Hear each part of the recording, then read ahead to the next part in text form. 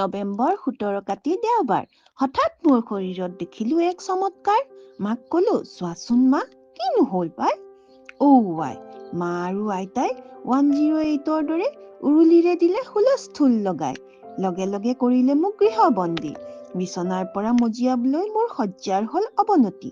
খোৱা লোৱা হল মোৰ বন্ধ, মাথো ফলাহাৰেই হল মোৰ সংগ।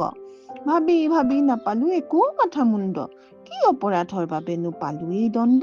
সকলোৱে শিকালে মই কি কৰিব নাপায়। অন্তৰে মোৰ কান্দিলে, কিনো হল এয়া, হাই হাই।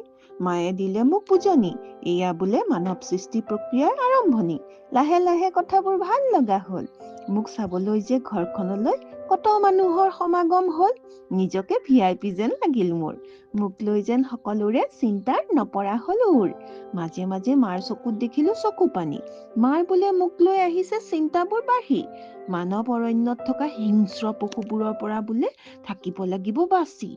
বাচি বচাই এই সমাজত লব লাগিব থিতাপি। তাৰ বাবে লব লাগিব শুভাকাংক্ষীৰ আশীৰ্বাদ শিৰ ভৰি। সেয়েহে অহা 25 ডিচেম্বৰ 9 পুহ বুধবাৰে আয়োজন হৈছে মোৰ তুলনী বিয়াৰ। স্থান হৈছে আজাৰান এক্সটিকা বিবাহ বাহৰ। আহিব দেই দেখা দিবলৈ এবাৰ। এমুঠি অন্ন গ্ৰহণ কৰি দিব মোক আশীৰ্বাদ। জীৱন সংগ্ৰামৰ বাবে সেয়াই হব মোৰ অস্ত্ৰ সম্ভাৰ। ধন্যবাদ।